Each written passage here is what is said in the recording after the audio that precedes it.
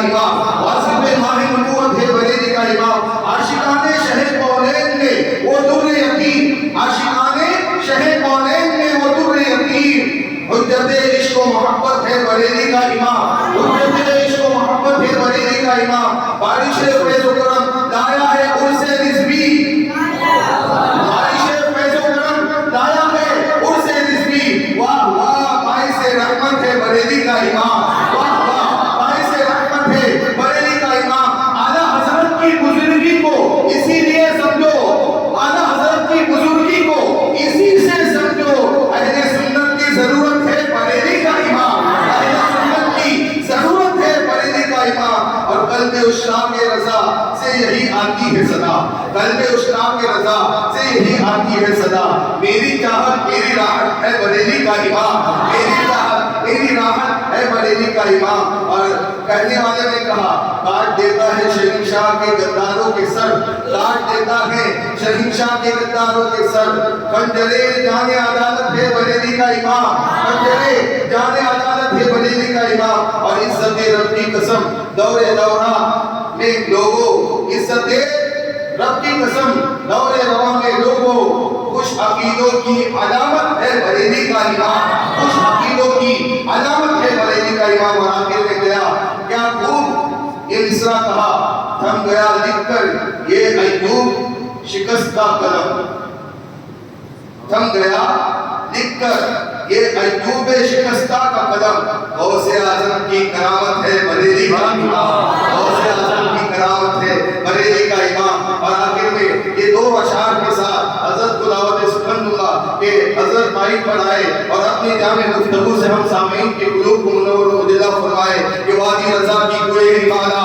رضا کا ہے، وادی رضا کی کوئے ہمارا رضا کا ہے، اس سمت دیکھیے وہ علاقہ رضا کا ہے، اس سمت دیکھیے وہ علاقہ رضا کا ہے، اگلوں نے تو لکھا بہت کچھ علم دین پر، جو کچھ ہے اس صدی میں وہ تنہا رضا کا ہے، جو کچھ ہے اس صدی میں وہ تنہا رضا کا ہے، الہ تاکید و تمثیل مائک پر حضرت علامہ مولانا صادق رضوی صاحب کی کتاب نعرہ تکبیر و نعرہ رسالت کے ساتھ ان کا استقبال کریں گے، نعرہ تکبیر، نعرہ رسالت، علماء اہل سنت، مصدق اعلیٰ حضرت، عشق محبت عشق محبت، عشق محبت عشق محبت، نعرہ تکبیر، نعرہ رسالت۔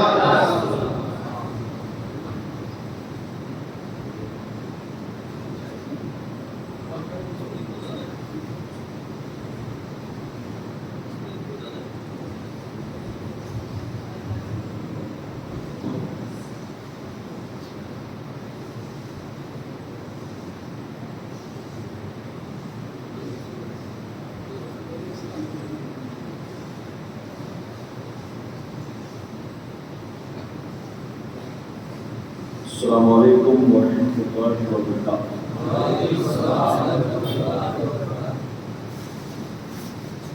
الحمد للہ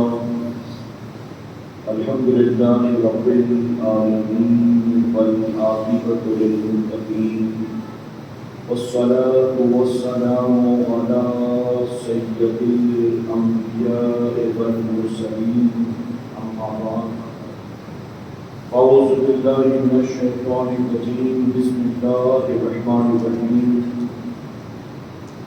یا ایھا الذین آمنوا اتقوا اللہ وکونوا مع الصادقین، صدق اللہ مولانا العلی العظیم۔ پڑھیں الصلاۃ والسلام علیک یا رسول اللہ، الصلاۃ والسلام علیک یا حبیب اللہ، الصلاۃ والسلام علیک یا نبی اللہ، وعلی آلک وأصحابک یا نور اللہ، صلی اللہ تعالی علیہ وسلم۔ بسم اللہ الرحمن الرحیم۔ نویت نویتو سنت الاعتکاف۔ رب کعبہ کی بارگاہ میں دعا ہے مولا اپنے حبیب صاحب دورات صلی اللہ تعالی علیہ وسلم کے صدقہ الفیض ہم تمام حاضرین اور سامعین کو تمہیں واپسی تک حق کہنے، حق سننے اور اپنے حق والے بندوں کے دامن سے وابستہ رہنے کی توفیق نصیب فرما۔ ساتھ ہی بارگاہ رب العزت میں دعا ہے کہ میرے قریب ہم گناہ گاروں سیاہ کاروں کو، ہمارے والدین کو، ہماری قیامت تک آنے والی تمام نسلوں کو صحیح معنوں میں غوث خواجہ اور رضا سے محبت کی توفیق نصیب فرما اور اپنے ان محبوبین کی محبتوں کا صلہ ہمیں دنیا اور آخرت دونوں جہاں میں نصیب فرما۔ نبی کے عشق میں جو بھی اسیر دام ہوتا ہے، نبی کے عشق میں جو بھی اسیر دام ہوتا ہے، اسی کے نام کوثر کا چھلکتا جام ہوتا ہے۔ نبی کے عشق میں جو بھی اسیر دام ہوتا ہے، اسی کے نام کوثر کا چھلکتا جام ہوتا ہے۔ اور ہمیشہ آزما کر ہم نے دیکھا ہے مصیبت میں، ہمیشہ آزما کر ہم نے دیکھا ہے مصیبت میں، رضا کا نام لینے سے بہت آرام ہوتا ہے۔ اور کسی نے بہت خوب کہا، ایک وفادار کو اور کیا چاہیے، ایک وفادار کو اور کیا چاہیے، عمر بھر دامن مصطفیٰ چاہیے۔ ایک وفادار کو اور کیا چاہیے، عمر بھر دامن مصطفیٰ چاہیے۔ اور اہل کفر و ضلالت کو تھانہ بھون، اہل سنت کو احمد رضا چاہیے۔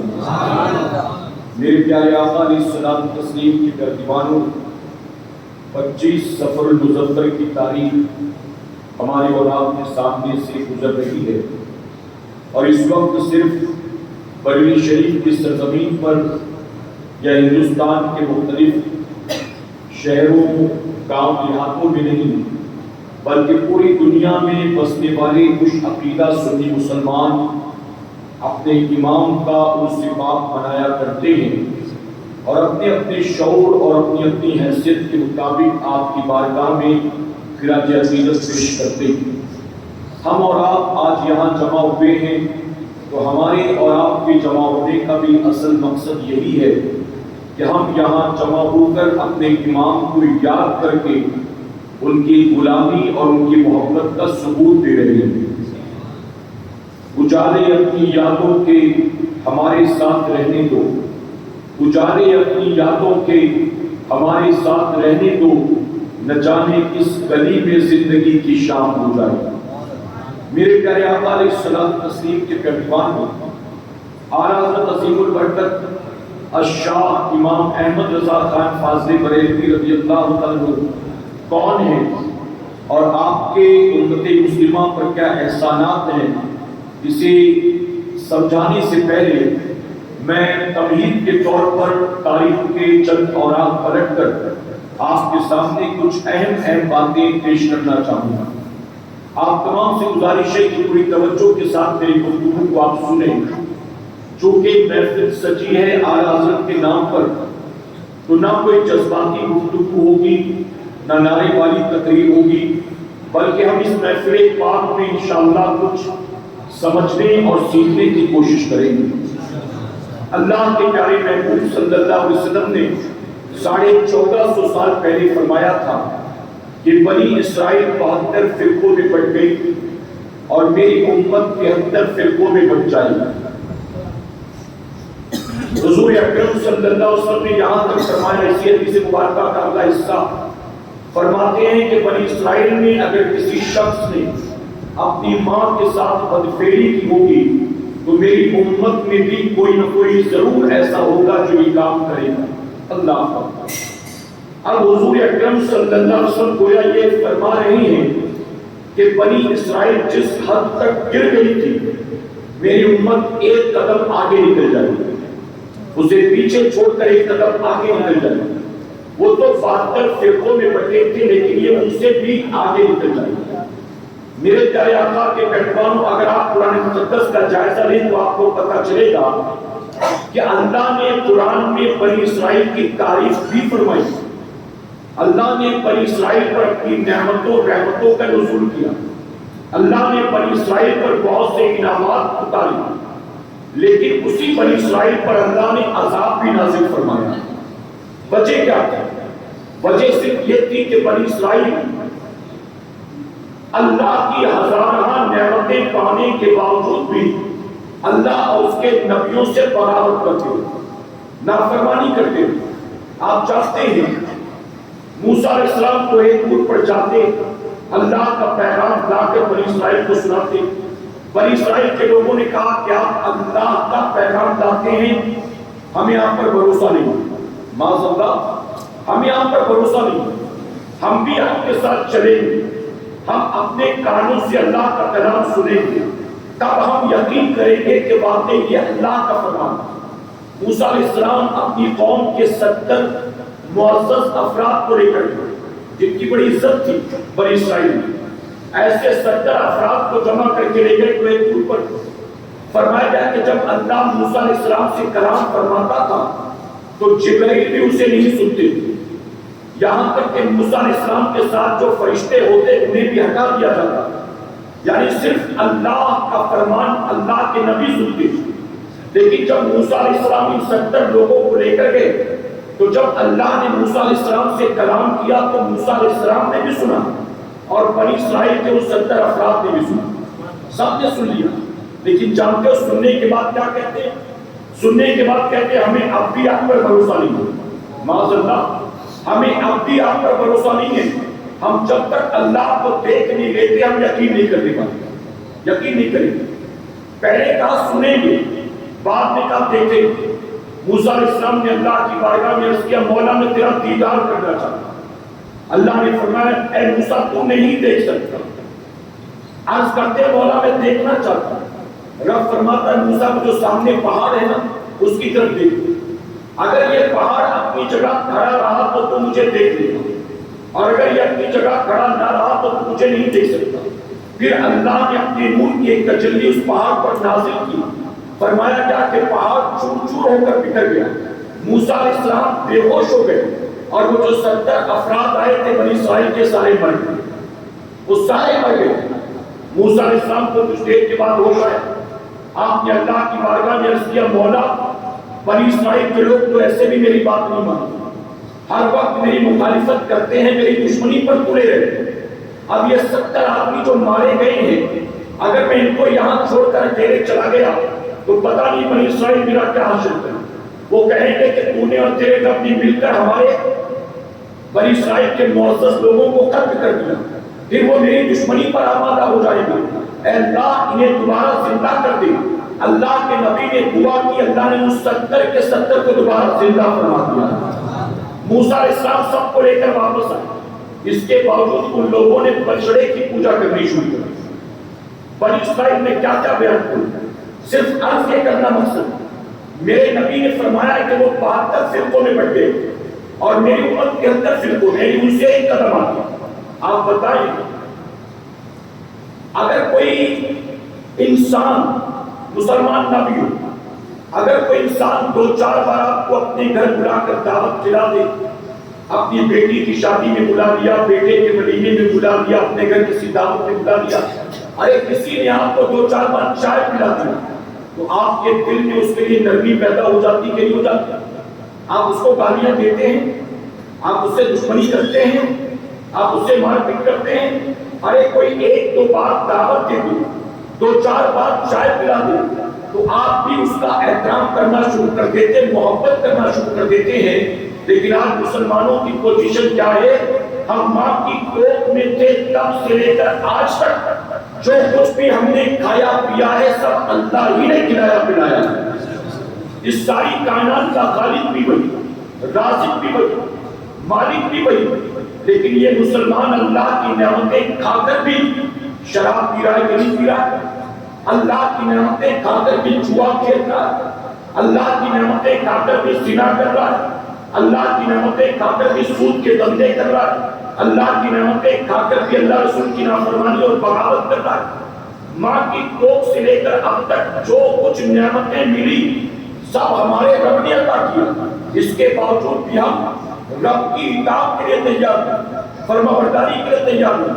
ارے جس منہ سے مولا کی 3 نعمتیں کھاتے ہیں اسی منہ سے گالیاں بھی دیتے ہیں، اسی منہ سے غیبت اور چغلی بھی کرتے ہیں، اسی منہ سے کوئی کورکس پی رہا ہے، کوئی بٹن، کوئی وائٹنر، کوئی چرس، چلم، گانجا، افیم، ہیروئن، پتہ نہیں کیا کیا۔ میرے پیارے آقا کے پیغمبروں تو حضور نے فرمایا کہ بنی اسرائیل جہاں تک پہنچی تھی میری امت اس سے آگے نکل جائے گی، خوبیوں میں نہیں برائیوں میں۔ میرے آقا نے فرمایا ایک وقت ایسا آئے گا تلوار کی تیز دھار پر چلنا آسان ہوگا، ایمان بچانا مشکل ہو جائے گا۔ آپ کو ہتھیلی پر لے کر چلنا آسان ہوگا، ایمان بچانا مشکل ہو جائے گا۔ آپ بتائیں آج وہ دور آیا ہے کہ نہیں آیا؟ میرے نبی نے جو کچھ فرمایا تھا اسی کو میرے امام نے اپنے الفاظ میں یوں کہا: سونا جنگل رات اندھیری، چھائی بدری کالی، سونا جنگل رات اندھیری، چھائی بدری کالی ہے، سونے والوں جاگتے رہنا چوروں کی رکھوالی۔ آج مسلمانوں میں بہت سے فرقے پیدا ہو گئے اور نت نئے فرقے آتے جا رہے ہیں۔ آپ مجھے دل پر ہاتھ رکھ کر بتائیں کیا کوئی ایک فرقہ ایسا ہے جو دیانتداری کے ساتھ یہ کہتا ہو کہ ہم جہنمی لوگ ہیں، ہم قرآن و حدیث سے ہٹے ہوئے لوگ ہیں، ہم اللہ رسول کے نافرمان و باغی لوگ ہیں؟ کوئی ایک فرقہ بھی ہے؟ ارے وہ جو کہتے ہیں نا اللہ بھی جھوٹ بول سکتا ہے، معاذ اللہ، جن کا یہ عقیدہ کہ اللہ بھی جھوٹ بول سکتا ہے، اگر ان سے پوچھو تو وہ بھی کہیں گے قرآن و سنت کے مطابق ہے تو ہم ہی ہیں، جنت میں جانے والے ہیں تو ہم ہی ہیں۔ وہ فرقہ جو کہتا ہے نبی بن کر مٹی میں مل گئی، تم نبی کو پکارتے ہوئے تو پیٹ پیچھے کی خبر نہیں ہے، معاذ اللہ، تم نبی سے امیدیں لگائے بیٹھے ہو تو قیامت میں اپنی بیٹی فاطمہ کے بھی کام نہیں جائیں گے، معاذ اللہ۔ ایسے باطل فرقے جو انبیاء کے گستاخ، جو اہل بیت کے گستاخ، جو صحابہ کے گستاخ، جو اولیاء صوفیاء کے گستاخ، ان تمام فرقے والوں سے پوچھو کوئی ایک بھی دیانتداری کے ساتھ یہ نہیں کہے گا ہم گمراہ ہیں، ہم صراط مستقیم سے ہٹے ہیں، ہم قرآن و سنت کو چھوڑے بیٹھے ہیں، بلکہ سارے کہیں گے اچھے ہیں تو ہم ہی ہیں، سچے ہیں تو ہم ہی ہیں، صراط مستقیم پر ہیں تو ہم ہی ہیں۔ اور اے سرکار مدینہ کے پیغمبروں، یہی دعویٰ تو ہم سنیوں کا بھی ہے۔ ہم بھی تو یہ کہتے ہیں کہ اچھے اور سچے صرف سنی، حق پر ہیں تو صرف سنی، قرآن و سنت پر ہیں تو صرف سنی، ہمارا بھی یہ دعویٰ ہے نا۔ اب اگر کل کوئی پوچھ بیٹھے کہ جو دعویٰ شیعوں کا، بوریوں کا، بوجھاؤں کا، چکرالویوں کا، بوچالویوں کا، نرجریوں کا، مرزائیوں کا، قادیانیوں کا، اہل قرآن کہلانے والوں کا، سو کالڈ اہل حدیثوں کا، یہ جتنے بھی باطل فرقے ہیں جو دعویٰ وہ کر رہے ہیں وہی دعویٰ تو سنیوں تم بھی کر رہے ہو، تو ان میں اور تم میں فرق کیا ہے؟ کیسے سمجھا جائے کہ وہ غلط ہے تم صحیح ہو، یا تم غلط ہو وہ صحیح ہے؟ کیسے سمجھا جائے؟ اسی لیے میں ایک بات کروں گا، تلخ بات، میرے پیارے آقا کے پیغمبروں، ہم اور آپ سنی ہیں۔ کیسے سنی ہیں؟ ہم سنی بائی برتھ، جو کہ مسلمان خوش عقیدہ سنی کے گھر پیدا ہوئے، غوث و خواجہ کے ماننے والوں کے گھر پیدا ہوئے تو ہم سنی بائی برتھ۔ لیکن ہم نے سنیت کو سمجھنے کی کوشش نہیں کی، کبھی کوشش کی؟ بڑا بتاؤ۔ اگر پوچھا جائے اہل سنت کے عقائد کیا ہے، معاملات اہل سنت کیا ہے، اہل سنت کے جو عقائد ہے وہ کہاں سے ثابت ہے؟ اگر کوئی پوچھ بیٹھے آسان لفظوں، ہم باپ دادا پردادا خاندانی سارے سنی، ہم سے کل کوئی پوچھ بیٹھے کھانا سامنے رکھ کر فاتحہ کرنا کہاں لکھا ہوا؟ بخاری شریف، مسلم شریف میں کوئی ایک روایت ہے تو بتاؤ۔ اب بتائیے ہم نے کتنے ہیں جو اس کا جواب دے سکتے ہیں؟ اگر کوئی پوچھ بیٹھے، میں علماء کی بات نہیں کرتا، اس کی وجہ کہ اس طرح کا سوال پوچھنے والے علماء کے پاس نہیں آتے، وہ ڈھونڈتے ہیں جوہلا کو، وہ ڈھونڈتے ہیں جو جمعرات درگاہ جاتا ہو اور جمعہ مسجد آتا ہو۔ وہ ایسے آدمی کو ڈھونڈتے، وہ عالم کے پاس نہیں جاتے، وہ مسجد کے امام کے پاس نہیں جاتے۔ اگر کل کوئی پوچھ بیٹھے کھڑے ہو کر صلاۃ و سلام پڑھنا کہاں لکھا ہوا، اگر کوئی پوچھ بیٹھے اولیاء اکرام کا عرس منانا کہاں لکھا ہوا، اگر کوئی پوچھ بیٹھے کہ یہ بیٹے، یہ چادر، یہ گادر، یہ عرس، یہ کہاں لکھا ہے، یہ 12ویں کے جلسے، یہ جلوس، یہ لائٹیں، یہ چراغاں، یہ جھنڈے کہاں لکھا ہوا ہے، آپ بتائیے ہم میں کتنے ہیں جو اس کا جواب دے سکتے ہیں؟ اس لیے میرے پیارے آقا کے پیغمبروں عرض کرنا چاہوں گا معذرت کے ساتھ، اگر چاہتے ہو کہ ہمارے بعد ہماری نسلیں بھی سنی بنی رہے تو صرف قوالی سننے سے سنیت زندہ نہیں رہنے والی، صرف عرس منا لینے سے سنیت باقی نہیں رہنے والی، صرف لنگر کر لینے سے، ٹیکے کر لینے سے، کھچڑا کھا لینے سے، شربت پی لینے سے سنیت باقی نہیں رہنے والی ہے۔ اگر چاہتے ہو کہ باپ دادا پردادا سے ہم تک جو اسلام پہنچا ہے، جو عقیدہ پہنچا ہے، جو مسلک و مذہب پہنچا ہے، وہ صحیح سلامت ہماری نسلوں تک بھی منتقل ہو تو اس کے لیے ضروری ہے اپنے رشتے کو دین سے مضبوط کرنے کی کوشش کریں۔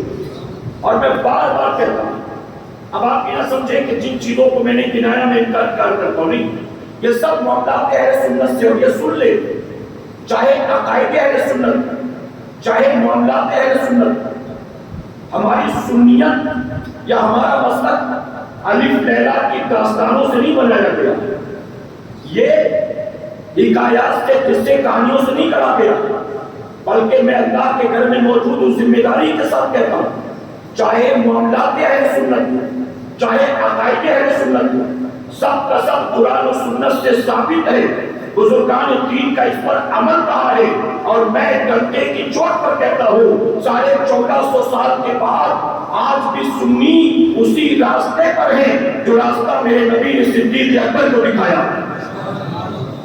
لیکن صرف مسئلہ یہ، ہم صرف رسم و رواج والے سنی بن کر رہتے ہیں۔ ماہ سفر آیا تو اعلیٰ حضرت کو یاد کر دیا، ماہ ربیع الاول آیا تو ہر طرف میلاد کی دھوم مچ گئی، ماہ ربیع الاخر آیا تو ہر طرف 11ویں کی دھوم مچ گئی، ماہ رجب آیا تو ہر طرف چھٹی منائی جا رہی ہے، کبھی امام جعفر صادق کی نیاز ہو رہی ہے، کبھی کسی اور بزرگ کو اس سے پاک، ہم رسم و رواج میں الجھ کر رہ گئے۔ سنی ہونے کے باوجود ہم نے اپنے مسلک کو، اپنے مذہب کو، اپنے عقیدے کو سمجھنے کی کوشش نہیں کی، اور میں پورے ہندوستان میں جہاں جاتا باطل مذاہب والوں کو چیلنج کرتا ہوں اور اپنی قوم کے جوانوں کو مطمئن کرتا ہوں، تمہیں کوئی بھی کنفیوز کرے، کنفیوز مت ہونا، مطمئن رہنا، اللہ نے تمہیں کسی باطل فرقے میں پیدا نہیں کیا، اللہ نے تمہیں حق جماعت میں پیدا فرمایا۔ میں ایک مثال دیتا ہوں،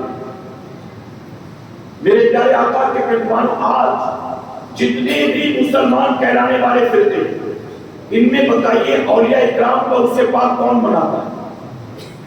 شیعہ مناتے ہیں، قادیانی مناتے ہیں، تبلیغی مناتے ہیں، کون مناتا؟ صرف سنی مناتے ہیں نا، سنیوں کے علاوہ کوئی اور مناتا ہے؟ سنیوں کے علاوہ کوئی اور نہیں مناتا، صرف مناتے تو سنی مناتے۔ سنی کیوں مناتے؟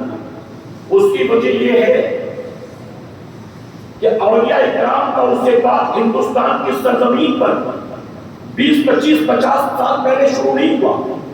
آپ کو یاد ہوگا اس سال میرے غریب نواز کا جو عرس پاک منایا گیا تھا ہندوستان میں اجمیر شریف میں، وہ 811واں عرس تھا۔ کتناواں عرس تھا؟ 811۔ پتہ چلا ہندوستان میں اولیاء اکرام کا عرس پاک امام احمد رضا خان فاضل بریلوی نے شروع نہیں کیا، کسی بریلوی نے شروع نہیں کیا، بلکہ سب سے پہلا عرس اس کا منایا گیا جو ہندوستان میں اسلام لے کر آیا۔ اور غریب نواز کا پہلا عرس کس نے منایا؟ 811 سال پہلے کس نے منایا؟ راجپوتوں نے منایا تھا، براہمنوں نے منایا تھا، سناتنی لوگوں نے منایا تھا۔ کس نے منایا تھا؟ ظاہر ہے کہ انہوں نے منایا تھا جنہوں نے غریب نواز کے ہاتھ پر اسلام قبول کیا۔ بات سمجھ آ رہی نا آپ کو؟ میں جہاں نہیں جانا چاہتا ہوں اس کے لیے باتیں بتانا بہت ضروری ہے۔ ان کا سب سے پہلا عرس انہوں نے منایا جو کلمہ پڑھنے والے تھے، اور وہ کلمہ پڑھنے والے کون تھے؟ جنہوں نے اسلام غریب نواز کے ہاتھ پر قبول کیا، جو غریب نواز کے پیچھے نمازیں پڑھتے تھے، جنہوں نے قرآن پڑھنا غریب نواز سے سیکھا، جن کو شریعت کے احکام غریب نواز نے سکھائے تھے۔ میرے پیارے آقا کے پیروانوں، غریب نواز نے جن کو کلمہ پڑھایا، انہوں نے غریب نواز کا پہلا عرس بنایا، کسی بریلوی نے نہیں بنایا۔ اور آسان کروں، میرے غریب نواز کا سب سے پہلا عرس پاک خواجہ بختیار کاکی رحمۃ اللہ علیہ نے منایا، صوفی حمید الدین ناگوری نے منایا، بابا فرید گنج شکر نے منایا، جو غریب نواز کے مریدین بھی تھے، خلفاء بھی تھے، اور یہ اپنے دور کے صرف بڑے بڑے علماء نہیں تھے، ولیت کامل تھے، یہ سب آسمان کے ستارے تھے۔ اب آپ بتائیے 811 سال پہلے جو کام خواجہ غریب نواز کے لیے خواجہ بختیار کاکی کرے، صوفی حمید الدین ناگوری کرے، آج اگر وہی کام 800 سال کے بعد ہم سنی کریں تو کیا وہ ناجائز و حرام ہو جائے گا؟ اچھا، یہ ایک بات کیا کلیئر ہو کہ اولیاء کرام کا عرس غریب نواز کا سب سے پہلا عرس بریلیوں نے شروع نہیں کیا، اعلیٰ حضرت نے شروع نہیں کیا، بلکہ سب سے پہلا عرس اس دور کے مسلمانوں نے کیا۔ اس وقت روکنے والا کوئی نہیں تھا، اس وقت تو سارے منانے والے تھے، روکنے والے ابھی پیدا ہوئے، روکنے والوں کی پیدائش بعد کی ہے، منانے والے پہلے سے چلے آ رہے ہیں، اور اللہ کا احسان ہے ہم بعد والے مسلک اور مذہب پر نہیں گئے، ہم تو اسی پر ہیں جو شروع سے چلا آ رہا۔ اور غریب نواز نے ہمیں لا کر جو دین دیا تھا وہ کوئی نیا دین نہیں تھا، وہ وہی تھا جو صحابہ تک میرے نبی کے ذریعے پہنچا، وہی لا کر غریب نواز نے دیا تھا۔ اب غریب نواز نے جانتے ہو کتنے لوگوں کو کلمہ پڑھایا؟ میں اکثر کہتا ہوں آپ کی ٹوٹل ایج ہے 97 سال، 97 ایئرس، اور غریب نواز نے 97 سال میں تقریباً 95 لاکھ لوگوں کو کلمہ پڑھایا۔ محبت سے کہیں یہ کوئی چھوٹا موٹا کام ہے؟ ارے آپ کتنی بھی کوشش کر لو، اپنے گاؤں کے سارے مسلمانوں کو 5 وقت کا نمازی نہیں بنا سکتے۔ گاؤں کے وہ جو پیدائشی مسلمان ہیں کوشش کر لو پھر بھی 5 وقت کا نمازی نہیں بنا سکتے۔ غریب نواز نے نمازی نہیں بنایا، ارے جو صدیوں سے کفر شرک میں ڈوبے ہوئے تھے انہیں وہاں سے نکال کر آپ نے اللہ کی بارگاہ میں ان کی پیشانی کو جھکایا ہے اور قیامت تک کے لیے ان کی نسلوں کو مسلمان بنایا۔ اب ایک بات اور سنو، اور یہ بات میں اکثر کہتا ہوں، اگر کوئی اللہ کے ولیوں کی گستاخی کرے، مان لیجیے میراج ربانی گالیاں دے غریب نواز کو، تو غریب نواز کی شان گھٹ جائے گی؟ اگر غوث اعظم کو کوئی برا بھلا کہے تو غوث اعظم کا مرتبہ کم ہو جائے گا؟ میرے پیارے آقا کے پیروانوں، اللہ اپنے ولیوں کو پتھر کنکر بنا کر پیدا نہیں کرتا، چاند ستارے بنا کر پیدا کرتا ہے، اور چاند ستارے پر کوئی تھوکنے کی کوشش کرے تو چاند ستاروں کا کچھ نہیں بگڑتا، اس کا تھوک اسی کے منہ پر آ کر گرتا ہے۔ اور غریب نواز کی بات کی جائے، آپ نے 95 لاکھ لوگوں کو کلمہ پڑھایا، وہ 95 لاکھ آج تک کیا صرف اتنے ہی ہیں؟ جی، ہمارے ملک میں تقریباً وہ 25 سے 28 کروڑ ہو گئے، وہ 95 لاکھ 25 سے 28 کروڑ اس ملک میں، پڑوسی ملک میں 22 سے 25 کروڑ، پھر ایشیا کے دوسرے ملکوں میں دیکھ لیں آپ، ایشیا کے اکثر ملکوں میں جو مسلمان ہیں یہ فیضان ہے سلسلے چشتیہ کے بزرگوں کا، سلسلے چشتیہ کے بزرگوں کا فیضان۔ اب ہم لوگوں سے اجتماع میں کہتے ہیں، یا عام طور پر آپ نے علماء سے بھی سنا ہوگا، اگر آپ نے کسی ایک بے نمازی کو نمازی بنا دیا، جب تک وہ نماز پڑھے گا اللہ اس کی نماز کا ثواب آپ کو بھی دے گا۔ کسی داڑھی منڈے کو آپ نے داڑھی رکھوا دی، اس کا ثواب اللہ آپ کو بھی عطا فرمائے گا۔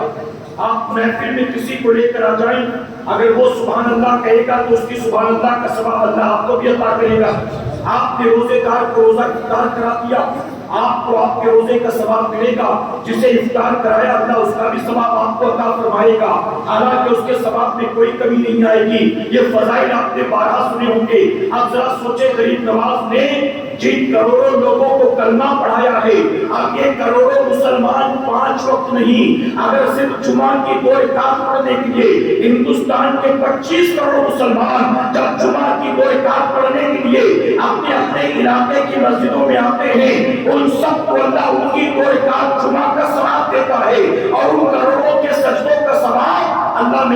नमाज को अता फरमाता है।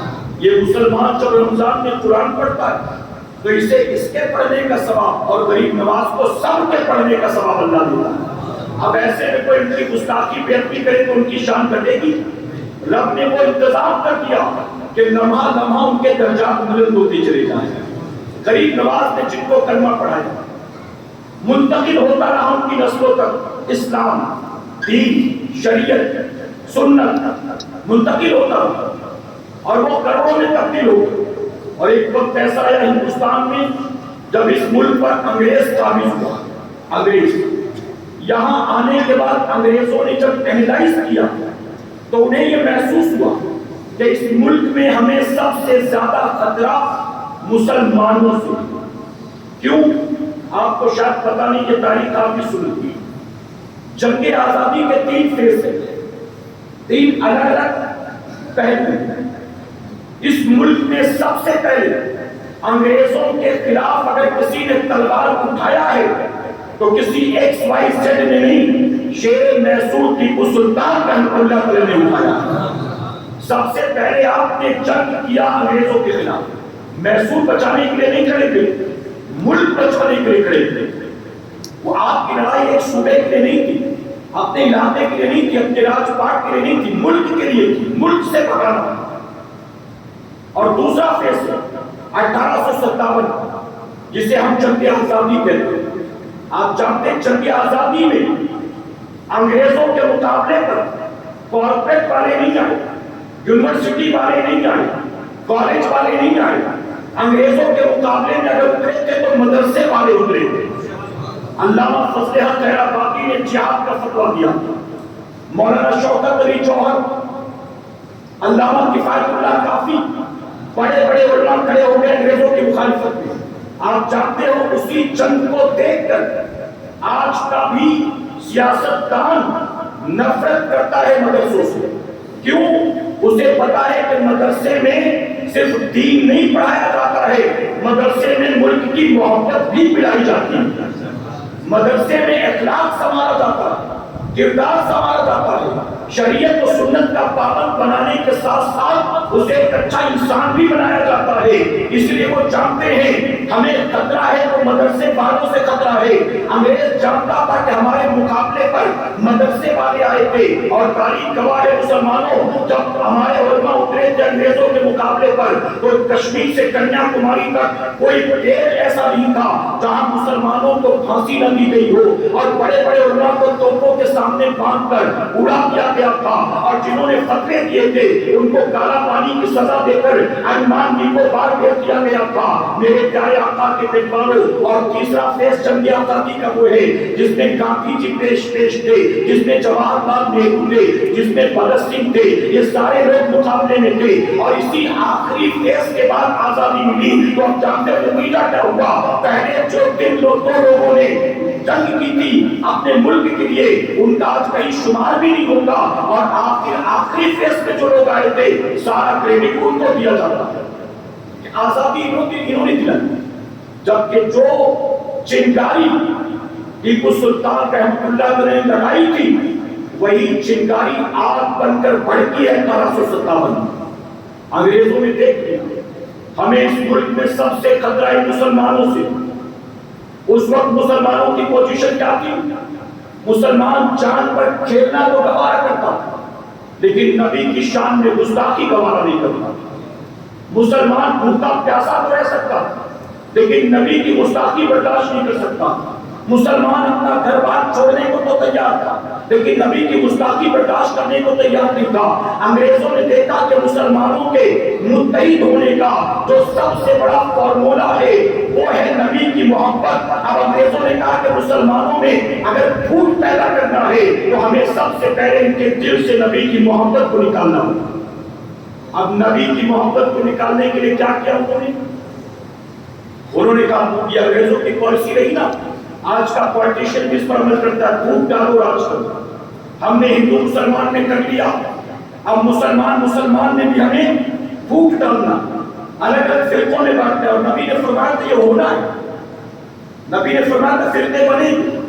अब अंग्रेजों ने साजिशें रची। उन्होंने कहा ہم اپنی طاقت سے کچھ بھی کر لیں کامیاب نہیں ہو سکتے. مسلمانوں کو الگ الگ فرقوں میں بانٹنا ہے تو مسلمانوں میں سے اپنے ایجنٹس کو کھڑا کرنا پڑے گا جو دیکھنے میں بظاہر مسلمان ہو, چھپے کپے والے ہو, لیکن ان کا اسلام سے تعلق نہ. انگریزوں نے گلی محلے کے مولویوں کو نہیں خریدا, انگریزوں نے ان کو خریدا جو اپنے دور میں حکیم الامت کہلاتے تھے, شیخ الحدیث کہلاتے تھے, بڑے بڑے جامعہ کے بانی کہلاتے تھے, اپنے دور کے بڑے عالم فاضل کہلاتے تھے. انگریزوں نے ایسے کچھ لوگوں کو, ایمان فروش لوگوں کو موٹی موٹی فنڈنگ دے کر, بڑے بڑے ٹائٹل دے کر, اچھے خاصے ریسورسز دے کر انہیں تیار کیا. ان سے تقریریں کروائی گئی, ان سے تحریریں لکھوائی گئی, اور جانتے ہو پھر کیا ہوا؟ ہندوستان کا مسلمان پریشان ہو گیا. ہمارے باپ دادا پردادا تو صدیوں سے کرتے چلے آ رہے تھے, آج اگر ہم وہ کرتے ہیں تو ہم کو مشرک کہا جاتا ہے, ہم کو کافر کہا جاتا ہے. ہم کریں تو کیا کریں سمجھ میں نہیں آتا. میرے پیارے آقا کے پیغاموں باقاعدہ کتابوں میں لکھا گیا, نبی مر کر مٹی میں مل چکے ہیں معاذ اللہ. نبی کا علم ایک پاگل اور مجنون سے زیادہ کچھ بھی نہیں ہے. نبی کو کسی چیز کا اختیار نہیں ہے, نبی کو پیٹ پیچھے کی خبر نہیں ہے, نبی کو محتاج اور مجبور ہے معاذ اللہ. اس طرح سے نبی کی محبت کو ہٹانے کے لیے سازشیں رچی گئی اور باقاعدہ اس طرح کی باتیں لکھوائی گئی. اللہ اکبر, ہندوستان کا مسلمان کنفیوز تھا, اب کرے تو کیا کرے سمجھ میں نہیں آتا. ہمارے باپ دادا پردادا جو صدیوں سے مانتے چلے آئے, صدیوں سے کرتے چلے آئے, آج ہم لوگ کرتے ہیں تو ہمیں مشرک کہا جاتا ہے, ہمیں مرتد کہا جاتا ہے. ہندوستان کا مسلمان سوچ رہا تھا, ایک جماعت کہتی ہے کہ مزار پر جایا کرو, اولیاء کرام کا فیض اٹھایا کرو. ایک جماعت کہتی ہے مزار پر جاؤ گے تو مشرک ہو جاؤ گے. ایک جماعت کہتی ہے کہ کھڑے ہو کر سلام پڑھنا جائز ہے. ایک جماعت کہتی ہے کہ کھڑے ہو کر سلام پڑھنا یہ کہیں سے ثابت نہیں ہے بلکہ یہ تو شرک ہے. ایک جماعت کہتی ہے کہ کھانا سامنے رکھ کر فاتحہ کرنا جائز ہے. ایک جماعت کہتی ہے کہ کھانا سامنے رکھ کر فاتحہ کرنا ناجائز ہے. ہم کریں تو کیا کریں سمجھ میں نہیں آتا. ہمارے باپ دادا پردادا جو صدیوں سے کر رہے تھے, آج ہم کرتے ہیں تو ہم پر فخر رکھتے ہیں. ہندوستان کا مسلمان کنفیوژن کا شکار تھا. کبھی وہ چوکھٹے غریب نواز پر جاتا تھا, کبھی مخدوم کی چوچا کی بارگاہ میں جاتا تھا, کبھی محبوب الہی کی بارگاہ میں جاتا تھا. دن رات جا کر وہ رو کر دعائیں کر رہے تھے. اصلی اسلام کون سا ہے, نقلی اسلام کون سا ہے, کون صراط مستقیم پر ہے, کون صراط مستقیم سے ہٹے ہیں, ایسا ہمیں سمجھ میں نہیں آتا. ان کے پیچھے جائیں کہ ان کے پیچھے جائیں, یہ بھی جھوٹ دستار والے ہیں, یہ بھی جھوٹ دستار والے ہیں, یہ بھی اپنے دور کے بڑے عالم فاضل ہیں, یہ بھی اپنے زمانے کے بڑے عالم فاضل ہیں. ہم چاہیں تو کس کے دامن سے وابستہ ہو ہمیں سمجھ میں نہیں آتا. دن رات مسلمان دعائیں کر رہا تھا, یا رسول اللہ آپ پھر سے آ جائیں صراط مستقیم پر چلانے کے لیے, اے آقا پھر سے آ جائیں امت کے ایمان کو بچانے کے لیے. ابو بکر صدیق کو بھیج دے, عمر فاروق اعظم کو بھیج دے, عثمان غنی مولا علی کو بھیج دے. ایسا کوئی دعائیں جو بتائے کہ صحیح کیا ہے, غلط کیا ہے, حق کیا ہے, باطل کیا ہے, جائز کیا ہے, ناجائز کیا ہے. ہندوستان کا مسلمان دن رات دعائیں کر رہا تھا. اللہ کے اپنی رحمتوں کو اپنے بندوں پر پیار آ گیا. اللہ کی رحمتوں نے پڑھ کر آواز دیا, اے میرے بندوں تم مجھ سے میرا محبوب مانگتے ہو, میں تمہیں دوبارہ اپنا محبوب کو نہیں دوں گا, لیکن تمہارے ایمان و عقیدے کی حفاظت کے لیے اپنے محبوب کا عرش میں ثابت بنا کر میں تمہیں امام احمد رضا دے رہا ہوں. تم مجھ سے ابو بکر مانگتے ہو, میں تمہیں دوبارہ ابو بکر کو نہیں دوں گا. ابو بکر کی صداقت کا مظہر بنا کر میں تمہیں امام احمد رضا دے رہا ہوں. تم مجھ سے عمر مانگتے ہو, میں تمہیں دوبارہ عمر کو نہیں دوں گا, لیکن عمر کی عدالت کا پیٹرن بنا کر میں تمہیں امام احمد رضا دے رہا ہوں. تم مجھ سے عثمان غنی مانگتے ہو, تم مجھ سے دوبارہ علی مانگتے ہو, میں نہ تمہیں عثمان دوں گا نہ علی دوں گا. ان کا سچا جانثار بنا کر میں تمہیں امام احمد رضا دے رہا ہوں. علی کے بازوؤں میں میں نے ذوالفقار کی طاقت رکھی تھی, احمد رضا کے بازوؤں میں ذوالفقار کی طاقت تو نہیں ہوگی, اس کی انگلیوں میں میں قلم کی طاقت رکھ دوں گا. جب علی کی ذوالفقار چلتی تھی تو میدان میں کفار کے جنازے نکل جاتے تھے, جب احمد رضا کی قلم چلے گی تو کفار بے لگام خراب ہو جائیں گے، ان کے عقیدے بے نقاب ہو جائیں گے۔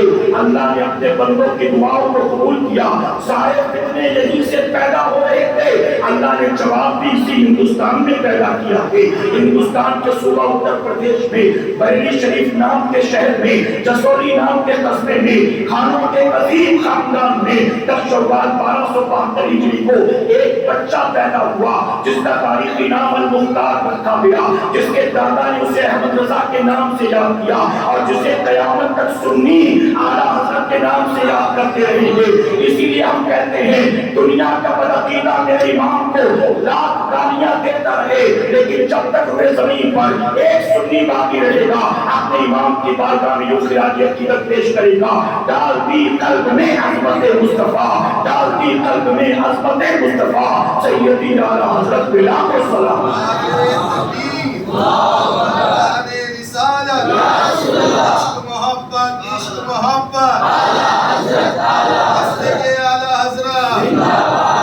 اعلیٰ حضرت عظیم البرکت نے 4 سال کی عمر میں قرآن مقدس کا ناظرہ مکمل فرما لیا۔ محبت سے کہیں ہمارے یہاں 4 سال کا بچہ ممکن ہے کہ گالی دینے میں فارورڈ ہو جائے، لیکن قرآن شریف کا ناظرہ کتنوں کا مکمل ہوتا ہے بلا بتائیں؟ جب آپ 6 سال کے ہوتے، یہ تاریخی بات ہے، جب آپ 6 سال کے ہوتے فرمایا گیا بریلی شریف میں عید میلاد النبی کے موقع پر بہت بڑا جلسہ ہوتا ہے، آس پاس کے 25-30 گاؤں کے لوگ جمع ہوتے ہیں، یعنی ہزاروں کی بھیڑ ہوتی ہے، اور 6 سال کی عمر میں میرے امام نے میلاد النبی کے منبر پر کھڑے ہو کر 2 گھنٹے میرے آقا کی میلاد بیان فرمائی۔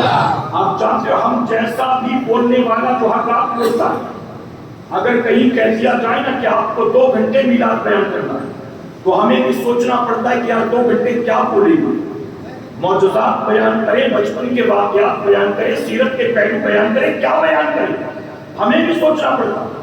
لیکن 6 سال کی عمر میں آپ نے 2 گھنٹے میرے نبی کی میلاد بیان کی۔ جب آپ 13 سال کے ہوئے، 13 سال 10 مہینے 4 دن، چلو 14 سال پکڑ لیں، بعض لوگوں نے 14 دن، 14 سال کی عمر میں فرماتے اسی دن میرے سر پر دستار فضیلت رکھی گئی۔ محبت سے کہیں اسی دن میرے سر پر دستار فضیلت رکھی گئی۔ 14 سال میں میرا امام عالم فاضل ہو گیا، اور یہاں 15 سال کے لڑکوں کو صحیح سے وضو کرنا نہیں آتا۔ آ کر جمعہ کے دن دیکھ لو وضو کا نہیں کرتا، ایک آدمی وضو کر رہا ہوگا 3 پیچھے لائن لگا کے کھڑے ہوئے اور پھر کہیں کہ جلدی کر خطبے کا ٹائم ہو گیا، جلدی کر جماعت کا ٹائم ہو گیا۔ ایک تو بیچارے کو آتا نہیں، اوپر سے یہ 4 آدمی اور پریشر بنا رہے، الٹا سیدھا کر کے جائے گا اور پھر یہ سوچے گا اللہ قبول کرنے والے، یعنی بندہ کچھ نہیں کرے گا، سب اللہ ہی کرے گا۔ تیرا وضو صحیح نہیں اللہ معاف کرے گا، غسل صحیح نہیں اللہ معاف کرے گا، نماز صحیح نہیں اللہ معاف کرے گا، تو کچھ نہیں کرے گا، سارا ذمہ اللہ کا۔ 14 سال کی عمر میں آپ کے سر پر دستار رکھی گئی، دستار فضیلت، اور فرماتے یہی وہ دن تھا جس دن میں بالغ ہوا، جس دن میں بالغ ہوا، اور اسی دن 14 سال کی عمر میں آپ نے اپنی زندگی کا پہلا فتویٰ لکھا۔ اے سبحان اللہ، مسئلہ نہیں میرے بھائی، مسئلہ نہیں، فتویٰ، اور وہ بھی فتویٰ کتنا کمپلیکیٹڈ تھا۔ کسی نے سوال لایا تھا آپ کے والد کے لیے، اپنی ذہنی آزمائش کے لیے آپ نے اس کا جواب لکھا۔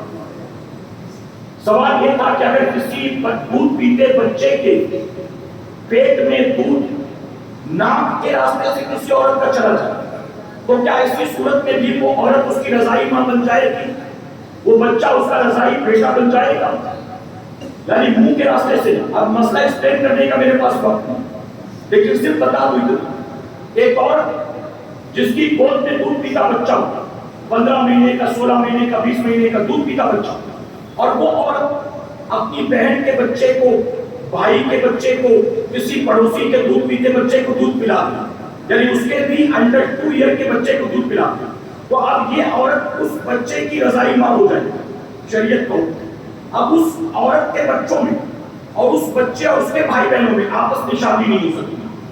تو سوال یہ کیا گیا کہ دودھ ناک کے راستے سے گیا تو کیا اپنی رجل کا مسئلہ لاگو ہوگا؟ میرے امام نے قرآن و حدیث کی روشنی میں جواب لکھا، والد محترم آئے تو جواب سامنے پیش کیا، کہا حضور یہ سوال آیا تھا میں نے جواب لکھا، دیکھیں آپ کے والد نے جواب دیکھا، دیکھنے کے بعد پیشانی کو بوسہ دیا. اس کے بعد کہا احمد رضا آج سے فتوے دینے کی ذمہ داری ہم تمہارے کاندھوں پر رکھتے ہیں. یعنی 14 سال میں مفتی بن گئے کہ میرے امام نے فتویٰ دینا شروع کیا. آپ جانتے ہو ہم کیا کہتے ہیں؟ اعلیٰ حضرت نے کہا فلاں کافر فلاں کافر، اس کے ساتھ آئے تو تم بھی کافر، اس کی شادی میں گئے تو تم بھی کافر. ہم کو لگتا ہے امام احمد رضا نے زندگی پر کافر بنانے کے فتوے دیے. ارے نہیں، 14 سال کی عمر میں میرے امام نے پہلا فتویٰ دیا کہ پوری زندگی فتویٰ دیتے رہے، اور جب عمر بھر دیے گئے فتووں کو جمع کیا گیا تو جانتے فتاوی رضیہ شریف کی 22 جلدیں جہازی شکل میں سینکڑوں صفحوں پر مشتمل تیار ہو گئی. آپ نے جو زندگی پر فتوے دیے فتاوی رضیہ کی 22 جلدیں تیار ہوئی ہیں. ارے کہنے والے کہتے ہیں فتاوی عالمگیری اورنگزیب عالمگیر نے لکھوایا تھا. 300 علماء کو بٹھا کر جو کام 300 علماء نے بیٹھ کر کیا تھا امام احمد رضا نے اکیلے کرنا مرنا دیا. اسی لیے کہتے ہیں ڈاکٹر اقبال نے جب اعلیٰ حضرت کو پڑھا نا، آپ کی کتابیں پڑھی تو 2 روایتیں لکھی. ایک تو آپ نے فرمایا کہ اگر امام احمد رضا امام اعظم کے زمانے میں پیدا ہوتے تو امام اعظم انہیں اپنا شاگرد بنا لیں. اور ایک دوسری روایت، جب آپ نے اعلیٰ حضرت کو پڑھا تو آپ نے کہا اللہ نے احمد رضا کی شکل میں ہند والوں کو ایک بار پھر سے امام اعظم عطا کر دیا. امام اعظم وہ ہیں اعلیٰ حضرت وسیع البرکت. اب چونکہ وقت ہو گیا فاتحہ بھی کرنا تو اپنی گفتگو سمیٹتا ہوں. 2 باتیں عرض کروں گا، اجازت ہے آپ کی، اور اپنے وقت کے اندر ہی عرض کروں گا 2 باتیں. میرے پیارے آقا کے کہتے اس وقت میرے امام پر پوری دنیا میں ریسرچ ہو رہا اور پوری دنیا میں لوگ میرے امام کو پڑھ کر ڈاکٹریٹ کی ڈگری لے رہے ہیں، پی ایچ ڈی کر رہے ہیں پوری دنیا میں. اور صرف ہندوستان پاکستان نہیں، انڈونیشیا نہیں. آپ جانتے ہو نیو یارک میں کنز الایمان پر ریسرچ ہو رہا ہے. سبحان اللہ. کنز الایمان جو ترجمہ ہے میرے امام کا، اس پر ریسرچ ہو رہا ہے نیو یارک میں. کسی ملک میں ہدایت بخشش پر ریسرچ ہو رہا ہے. آپ کی جو کتابیں ہیں، آپ کی شخصیت ہی نہیں، آپ کی سیرت ہی نہیں، بلکہ آپ کی لکھی کتابوں پر پوری دنیا میں ریسرچ ہو رہا ہے. اور کئی لوگ ایسے جو آپ کو پڑھ کر آج پی ایچ ڈی کر کے ڈاکٹر کی ڈگری لے کر گھوم رہے ہیں. میرے امام کو پڑھ میری ایک ملاقات ہوئی تھی ایک بہت بڑی یونیورسٹی کے پروفیسر سے. انہوں نے مجھ سے کیا کہا جانتے؟ انہوں نے مجھ سے کہا کہ صرف امام احمد رضا نہیں، دنیا میں بہت سے لوگ گزرے ہیں جن پر ریسرچ کی گئی، پی ایچ ڈی کی گئی. ہٹلر بھی ہے، گاندھی جی بھی ہے، نیوٹن بھی ہے، بہت ساری شخصیات ہیں جن پر ریسرچ کی. لیکن وہ کہتے ہیں کہ دنیا میں جتنے لوگوں پر بھی ریسرچ کی گئی نا، ایک ٹائم کے بعد ریسرچ کمپلیٹ ہو گیا، ریسرچ کرنے والے نے تھیسس لکھ کر مکمل کر دیا اس کی ریسرچ کو، پیدا ہونے سے لے کر مرنے تک پوری کتاب مکمل کر دی، اس کی زندگی پر سارا ریسرچ مکمل. لیکن امام احمد رضا خان فاضل بریلوی تنہا وہ ہیں جن پر ریسرچ ختم ہونے کا نام نہیں لیتا. وہ کہتے ہیں ابھی ہم ایک گوشے پر ریسرچ کرتے رہے، ایک گوشے پر وہ کمپلیٹ نہیں ہوا کہ 2-4 نئے گوشے سامنے آ گئے. اور آپ کو سن کر تعجب ہوگا، دنیا کی سب سے بڑی یونیورسٹی آکسفورڈ یونیورسٹی میں تقریباً 32 علوم پڑھائے جاتے ہیں. امام احمد رضا خان فاضل بریلوی کے بارے میں جو نئی ریسرچ آئی ہے، اس ریسرچ کے مطابق علماء کہتے ہیں امام احمد رضا کو اللہ نے 100 سے زیادہ علوم پر مہارت عطا فرمائی. 100 سے زیادہ علوم پر. اب ایک تلخ بات درس کروں، اعلیٰ حضرت کو اللہ نے 100 سے زیادہ علوم پر مہارت عطا. بعض لوگوں نے لکھا 105 علوم. چلیے 105 مان لیں یا 100 مان لیں، آج ہمارے یہاں جب بھی محفل ہوتی نا اعلیٰ حضرت کے نام 2 ہی چیزیں بیان کی جاتی ہیں.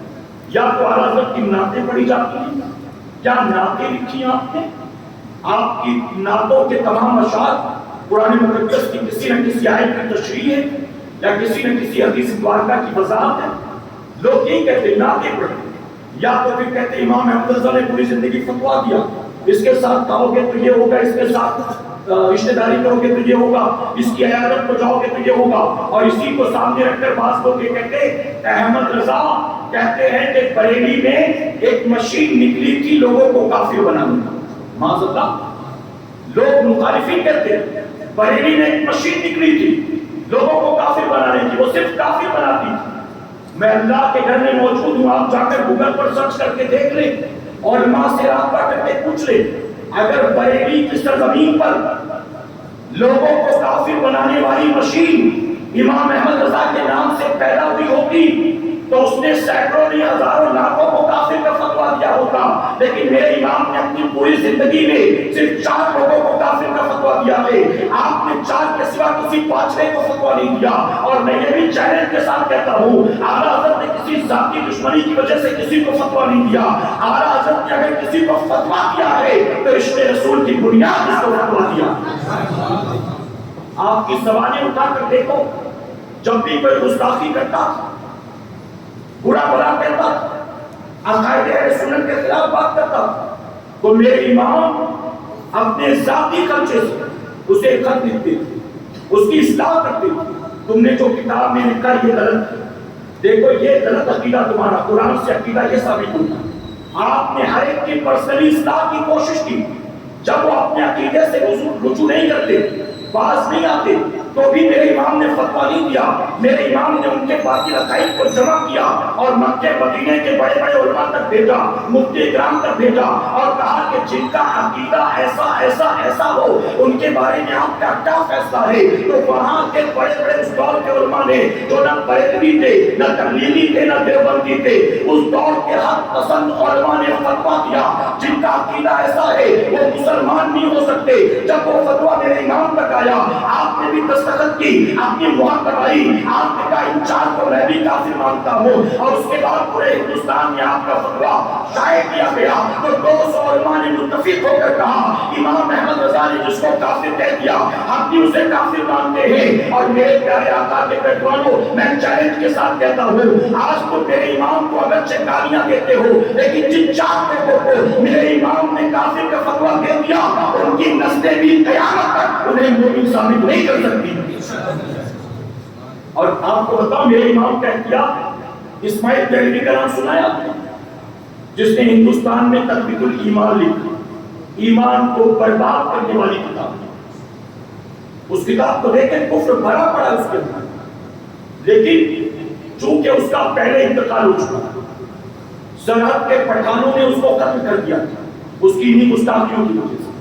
اعلیٰ حضرت نے اس کے بارے میں تحقیق کی، کتابیں تو کفر سے بھری پڑی، لیکن اس کے بارے میں یہ مشہور ہو گیا کہ مرنے سے پہلے اس نے توبہ کر لی، مرنے سے پہلے اس نے رجوع کر لیا تھا باقی عقائد سے۔ اس کے بارے میں چونکہ مشہور ہو گیا، کتاب کفر سے بھری، لیکن اس کے بارے میں مشہور یہ تھا عوام میں کہ اس نے رجوع کر لیا تھا، توبہ کر لی تھی، تو میرے امام کا احتیاط دیکھے آپ نے اسے بھی کافر کا فتویٰ نہیں، اسے بھی۔ میرے پیارے آقا کے کٹوانوں، تو بریلی میں کوئی کافر بنانے والی مشین نہیں کھلی، بریلی میں جو مسلمانوں کے لبادے میں مسلمانوں کے ساتھ دھوکہ دہی کر رہے تھے، ایسے مشرکین کو بے نقاب کرنے والی مشین پیدا ہوئی۔ آپ نے بے نقاب کیا، کافر فتویٰ نہیں کیا، آپ نے بے نقاب کیا، یہ مسلمان بنے پھرتے مسلمان نہیں ہے، یہ تو مسلمانوں کے لبادے میں مشرکین۔ اور دوسری چیز جو اہم چیز عرض کرنا چاہتا ہوں، اجازت ہے آپ کی؟ میرے پیارے آقا کے پیروانوں، اعلیٰ حضرت عظیم البرکت کو اللہ نے 100 سے زائد علوم پر مہارت عطا کی۔ ہماری محفلوں میں یا تو بات ہوگی ناموں کی، یا تو بات ہوگی ان کے فتاووں کی، علاوہ اس کے جو باقی علوم تھے اس پر بات کیوں نہیں ہوتی؟ اعلیٰ حضرت آپ کا خوف، آپ کے خوف خدا کا عالم کیا تھا؟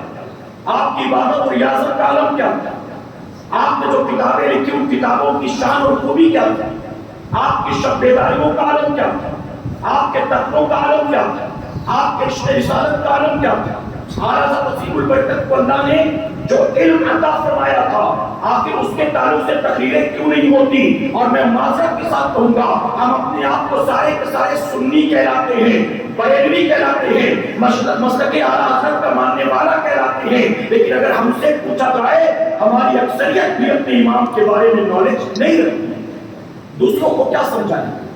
آپ جانتے میرے امام کی خوبی، میں یہ کئی سالوں سے بولتا ہوں، میرے امام کی شان آج اگر صحیح طور پر ہماری محفلوں میں یہ بتایا جائے امام احمد رضا خان فاضل بریلوی کون ہے، میں باقی عقائد والوں کو چیلنج کر کے کہتا ہوں امام احمد رضا کیا ہیں، کون ہیں؟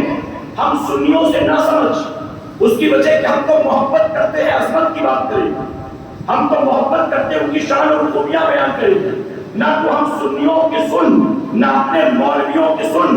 امام احمد رضا خان فاضل بریلوی کو اگر سمجھنا چاہتے ہو، گوگل پر جا کر سرچ کر یا کسی لائبریری میں چلے جا، اور امام احمد رضا نے جو 1000 سے زائد کتابیں لکھی ہیں، کسی ایک کتاب کا مطالعہ کر لے، اپنی نگاہوں سے بغض و عداوت کی اینک اتار اور میرے امام کی کسی کتاب کو پڑھ۔ میں چیلنج کے ساتھ کہتا ہوں، ابھی تو چند صفحے پڑھے گا، تجھے خود ماننا پڑے گا امام احمد رضا کسی بدعتی کا نام نہیں ہے، بلکہ نبی کے عشق صادق کا نام امام احمد رضا۔ میرے امام نے نہ باطل فرقے والوں کو بخشا اور نہ جو سنیوں نے خرافات تھے اس کو چھوڑا۔ آپ نے جہاں رد وہابیہ فرمایا، وہیں آپ نے رد بدعت و منکرات بھی فرمایا۔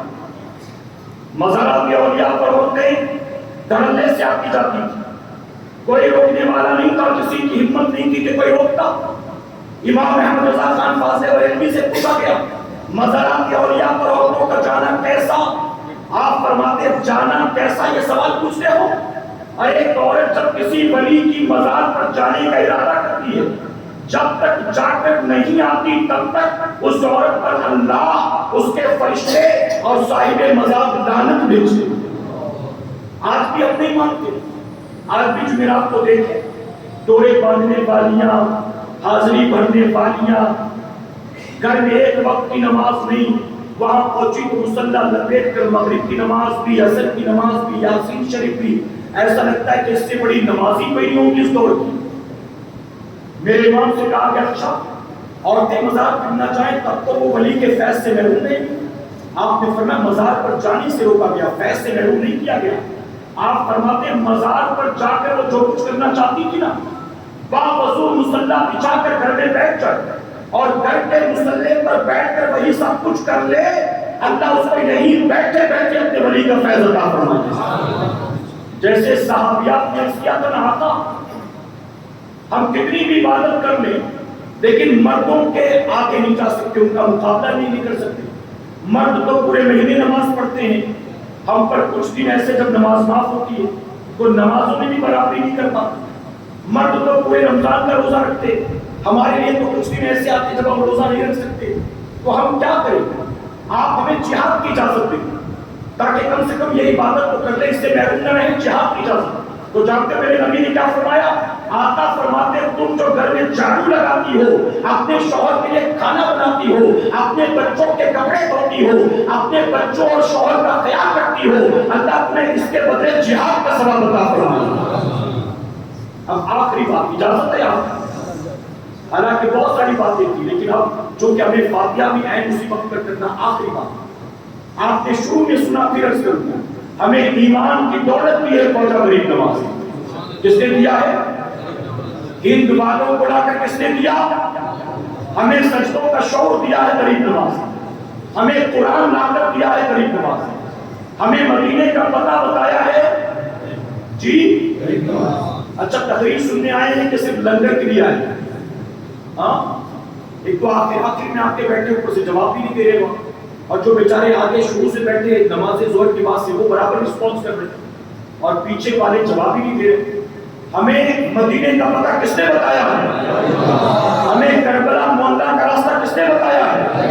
لیکن جب اس ملک میں باقی فرقے کھڑے ہو گئے تھے، ایمان عقیدے کے لٹیرے پیدا ہو گئے تھے، تو ایسے میں ہمیں یہ کہنا پڑے گا ہمیں ایمان کی دولت عطا کر دی ہے، خواجہ غریب نواز نے ہمارے ایمان کو بچایا ہے بریلی کے تاجدار، ہمیں سجدوں کا شعور دیا ہے خواجہ غریب نواز نے، ہمارے سجدوں کی حفاظت کی ہے بریلی کے تاجدار نے، ہمیں قرآن لا کر دیا ہے خواجہ غریب نواز نے، ہمارے قرآن کی حفاظت کی ہے بریلی کے تاجدار نے، ہمیں مدینے کا پتہ بتایا ہے خواجہ غریب نواز نے، ہمیں مدینے والے کی محبت کا جام پہنایا ہے بریلی کے تاجدار نے، ہمیں کربلا معاملہ کا راستہ بتایا ہے خواجہ غریب نواز نے، ہماری گردن میں کربلا والوں کی غلامی کا پٹا ڈالا ہے بریلی کے تاجدار نے۔ اس لیے ہم سنی کہتے ہیں ڈال دی قلب میں عظمت مصطفیٰ، ڈال دی قلب میں عظمت مصطفیٰ، سیدی اعلیٰ حضرت پہ لاکھوں سلام، سیدی اعلیٰ حضرت پہ لاکھوں سلام۔ اللہ ہمیں اور آپ کو اپنے امام کے نقش قدم پر چلنے کی توفیق عطا فرمائے، ان کے عشق رسول کا ذرہ عطا فرمائے۔ میرے پیارے آقا کے کردوانوں، درمیانی گفتگو مجھ سے جانی انجانی میں کوئی غلطی خامی رہ گئی، آپ سب کو گواہ بنا کر علماء کی موجودگی میں سچے دل سے توبہ کرتا ہوں، رب میری توبہ قبول فرمائے اور ہماری اس محفل پاک کو میرا قریب قیامت میں ہمارے لیے، ہمارے والدین کے لیے بخشش اور نجات کا ذریعہ بنائے۔ وما علینا الا البلاغ۔ آپ جب جانے لگے تو باہر ہمارا مکتب آیا ہوا ہے، مکتب سے اب چونکہ انڈیکس پڑھ کے ٹائٹل پڑھ کے بتانے کا موقع نہیں، آپ مکتب پر خود جائیں، کتابیں دیکھیں، آپ اس کے انڈیکس کو پڑھیں اور کتابیں حاصل کرنے کی کوشش کریں۔ یہ بہت ہی خوبصورت کتاب ہے، چھوٹی چھوٹی دعاؤں کی، چھوٹی چھوٹے درود شریف کی فضائل بہت بڑے بڑے، آپ اسے بھی جاتے جاتے لیتے جائیں۔ تحفے نبی حضور مفتی اعظم علیہ رضوان کی لکھی ہوئی تعویذ، رزق میں برکت کے لیے کوئی کام نہ بنتا ہو تو اس میں غیبی آسانی کے لیے، شادی بیاہ میں رکاوٹ ہو تو مدد کے لیے آپ سے گزارش ہے کہ آپ جاتے جاتے مکتب سے بھی حاصل کریں، اور ساتھ ہی مکتب پر مٹی کے برتن بھی موجود ہیں۔ آپ جانتے ہیں کہ کسی نبی نے میلمائن کے پلیٹ میں، پلاسٹک کے پلیٹ میں، تھرموکول میں کبھی نہیں کھایا، سارے انبیاء مٹی کے برتن استعمال کرتے تھے، اور میرے آقا نے فرمایا کہ فتنوں کے دور میں جو میری ایک سنت کو زندہ کرے گا اللہ اس کو 100 شہیدوں کا ثواب عطا فرمائے گا۔ آپ جاتے جاتے مٹی کے برتن میں، اسی طرح میرے آقا فرماتے جن کے گھر میں مٹی کے برتن ہوتے ہیں فرشتے اس گھر کی زیارت کے لیے آیا کرتے ہیں، تو آپ جاتے جاتے مکتب سے مٹی کے برتن، کتابیں وغیرہ ضرور لیں۔ یاد رکھیں آپ یہ جو مکتب سے چیزیں خریدتے ہیں نا، تو ان پیسوں کے ذریعے آپ گویا دین کے کام میں مدد کر رہے ہیں۔ ہم آپ سے کوئی چندہ نہیں لیتے، کوئی رسید لے کے نہیں گھومتے، لیکن فائنینشیل سپورٹ ہوتا ہے آپ کا اس کے ذریعے کہ اس سے دین کا کام چلتا ہے۔